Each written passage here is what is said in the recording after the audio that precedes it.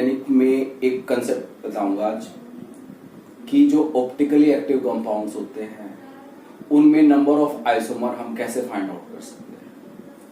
तो optically active compound के अंदर हम क्या फाइंड आउट करेंगे, कितने में नंबर ऑफ आइसोमर्स बन सकते हैं।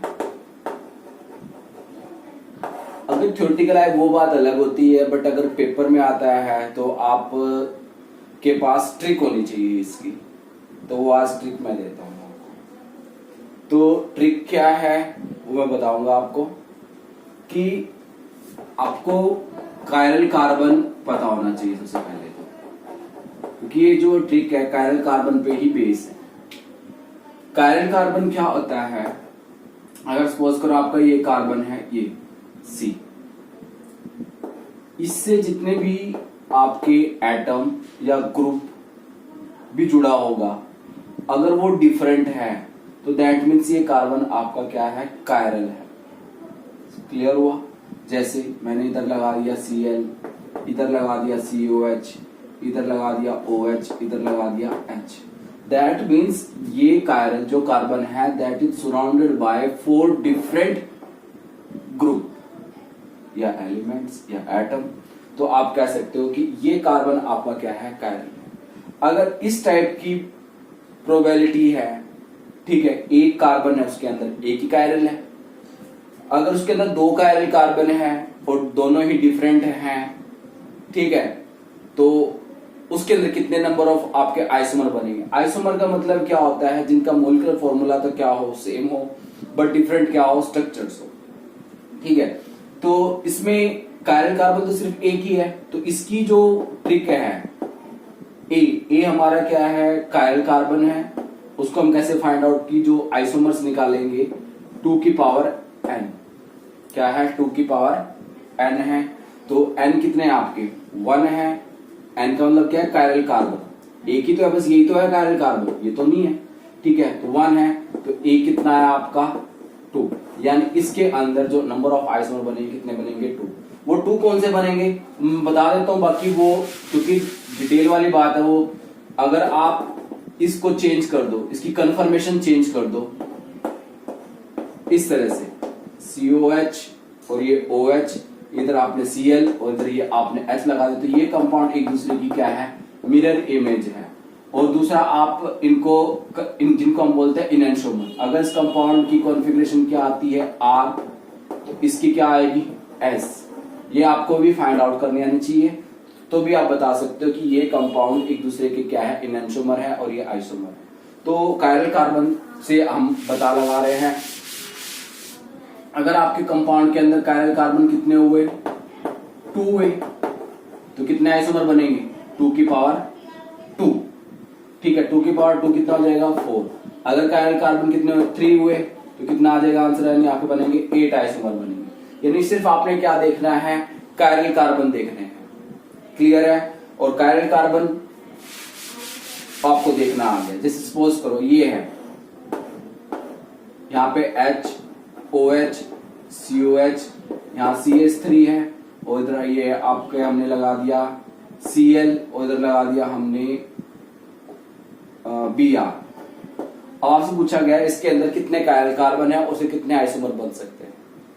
तो अब आप स्ट्रक्चर ड्रॉ करने तो बैठोगे नहीं, तो उसकी ट्रिक काम आएगी आपके। तो कायरल कार्बन, एक तो कायरल कार्बन ये है, कैसे, ये OH डिफरेंट है, ये COH डिफरेंट है, ये H और ये पूरा का पूरा एक ग्रुप इसके लिए हो गया। तो ये कायरल कार्बन हुआ जिसको मैंने स्टार से रिप्रेजेंट कर दिया। तो ये भी कायरल कार्बन है क्योंकि ये Cl है, ये CH3, ये Br और ये पूरा का पूरा ग्रुप। तो इसके अंदर कितने कायरल कार्बन हुए, 2। तो कितने आइसोमर बनेंगे, 2 की पावर n, 2 की पावर कितने हुए 2, तो कितना बनेगा आपके 4। समझ में आ गया? अब दूसरे टाइप के कंपाउंड कैसे होते हैं, जिनके अंदर क्या होती है, सिमिट्री होती है, और क्या मिलता है उनके अंदर, हमें एक आइसोमर मिल जाते हैं जिसको हम बोलते हैं मीजो आइसोमर। तो मीजो आइसोमर क्या होंगे, जिसके अंदर क्या होंगे, अगर आप अपने कंपाउंड को 2 इक्वल हाफ में डिवाइड कर सकते हो। तो उसमें भी हम 2 केस करेंगे। सेकंड केस करते हैं, अगर आपका मॉलिक्यूल क्या हो रहा है, डिवाइड हो रहा है किसके अंदर, इंटू 2 इक्वल हाफ, बट उसके अंदर अगर आपके कायरल कार्बन कितने हैं, इवन नंबर हो। कितने हो? Even number. इवन नंबर का मतलब क्या है? कायरल कार्बन कितने हो? 2 भी हो सकते हैं, 4 भी हो सकते हैं, 6 भी हो सकते हैं, 8 भी हो सकते हैं। इस तरह से जैसे कि हम एक कंपाउंड देखते हैं, ये वाला COH, H, OH और ये COH, OH और ये H। ठीक है, क्या मैं इस कंपाउंड को 2 इक्वल हाफ में डिवाइड कर सकता हूँ? बिल्कुल कर सकता हूँ, अगर मैं इसको रोटेट कर दूं, क्योंकि दोनों सिमेट्रिकल हैं। ठीक है, बस OH को H इधर को, तो क्योंकि आइसोमर है, तो ऐसे कंपाउंड को हम बोलते हैं मीसो आइसोमर। मीसो आइसोमर क्या बनेगा? जैसे ये, यानी इसके अंदर एक मीसो आइसोमर ये बन सकता है। यहाँ पे ये आपका H, OH, ये COH और ये H, ये OH और ये COH। तो इस कंपाउंड के अंदर इस सिमेट्री है, तो ऐसे कंपाउंड को हम बोलते हैं मीसो। तो वो इसी से बना है, यानी इस कंपाउंड के अंदर एक मीसो भी फॉर्म हो सकता है। तो उसके लिए जो हमारा फॉर्मूला है क्या है? तो कायरल कार्बन कितने हैं इसमें? इसमें जो कायरल कार्बन है वो कितने हैं? कायरल कार्बन, एक कायरल कार्बन ये है, एक कायरल कार्बन ये है, आप काउंट कर सकते हो, जैसे मैंने आपको बताया था। तो 2 कायरल कार्बन है। तो ऐसे कंपाउंड में ऑप्टिकल आइसोमर निकालने के लिए A+M। A किसके लिए है? आपके लिए जो भी इसके अंदर कायरल कार्बन होंगे, और M का मतलब है मीसो आइसोमर। और A मैंने आपको निकाला सिखाया कैसे? 2 की पावर n, पर उसके लिए फॉर्मूला जो है आपके लिए, आपके लिए अलग है। 2 की पावर इसमें हो जाएगा n-1। क्या हो जाएगा? 2 की पावर n-1। और मीसो के लिए क्या हो जाएगा? आपका जो फॉर्मूला है 2 की पावर n-1 या n/2 कह सकते हो, n/2 -1। तो इस तरह से आप इसमें निकाल सकते हो। सपोज करो, अब देखो इसके अंदर कायरल कार्बन कितने हैं? 2 है, तो आप इसके अंदर वैल्यू पुट करो। 2 की पावर 2 - 1 कितना आ जाएगा? ये तो 2 ही बनेगा। ठीक है, अब इसमें पुट करो 2 की पावर 2/2 -1, इधर पुट करो, कितना आ जाएगा? 2 की पावर 2 कितना हो गया? 1। 1 - 1 क्या हो गया? 0 हो गया। और 0 का मतलब कितना होगा? यानी 1। यानी इसके अंदर मीसो आइसोमर कितना बनेगा? 1 बनेगा, और 2 आपके वैसे कंपाउंड बनेंगे। तो टोटल कितने कंपाउंड बनेंगे? 3 आइसोमर्स बनेंगे इसके। कितने बनेंगे? 3 आइसोमर्स बनेंगे। क्लियर हो कैसे निकाला मैंने? A+M।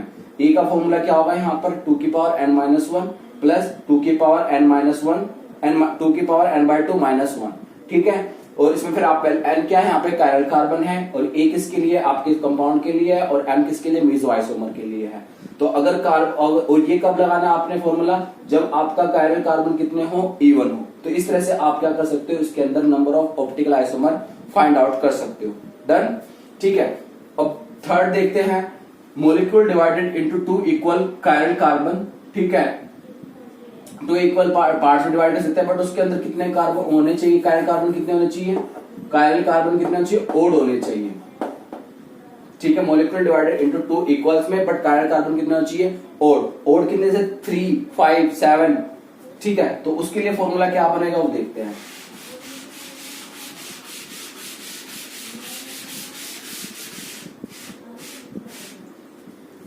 जैसे कि आपका कंपाउंड इस तरह का हो सकता है, COH, HOH, OH, H, HOH और यहाँ पे COH। क्या आप इस कंपाउंड को डिवाइड कर सकते हो इक्वल हाफ में? यस, कर सकते हैं। बीच में से इस तरह से प्लेन ऑफ सिमेट्री जाएगी, तो यानी इस कंपाउंड के अंदर भी क्या करता है? मीसो आइसोमर एग्जिस्ट करते हैं।